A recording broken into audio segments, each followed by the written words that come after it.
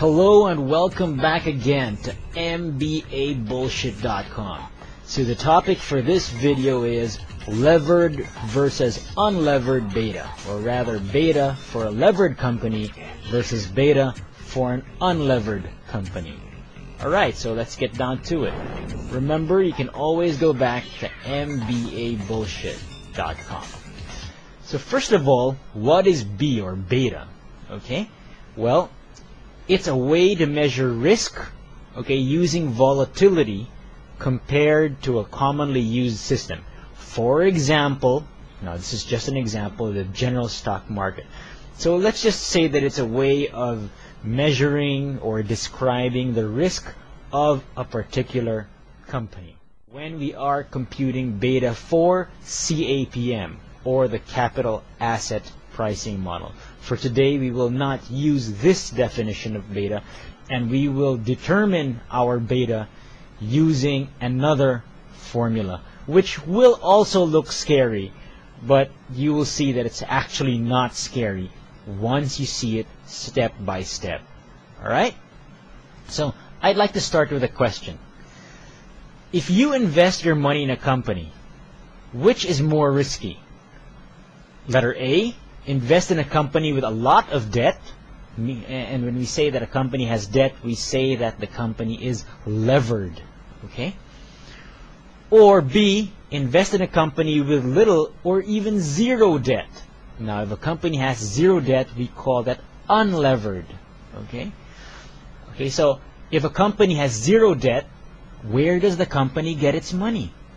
Of course, if a company has zero debt, then the company gets its money from the pockets of the owners themselves.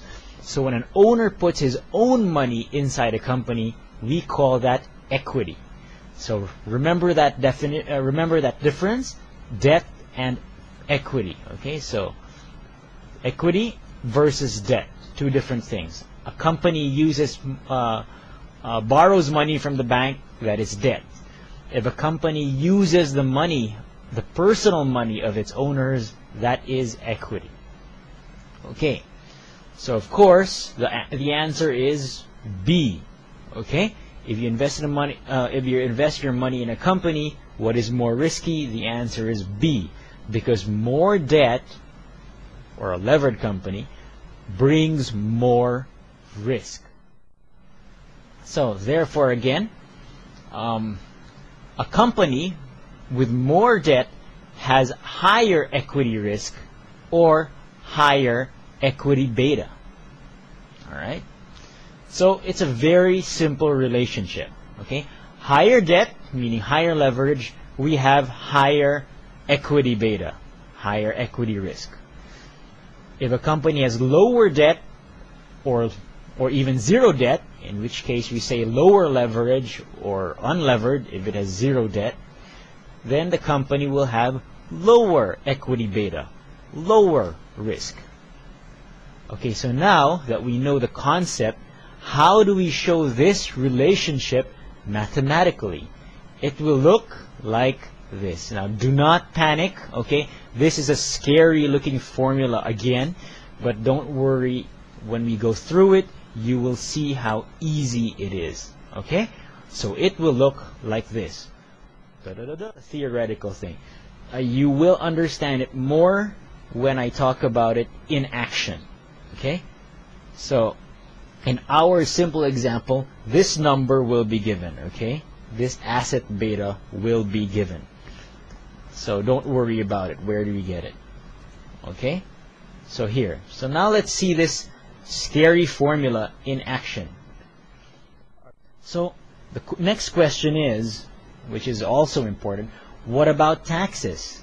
Do they affect beta in levered companies and unlevered companies? Let's see. So the formula for that is a little bit different, but still very much the same. It looks like this. Alright. Okay, how about in an unlevered firm? Okay, what will it look like? So what do we learn from this? This thing that we did today. Okay, what do we learn from this? We learned that. Hold on. We learned that One, a levered firm with debt has a higher beta or higher risk versus an unlevered firm. So we already know that. Number two, corporate taxes will lower beta. Okay, I hope you liked it. I hope you learned something today. Remember to share us if you like us.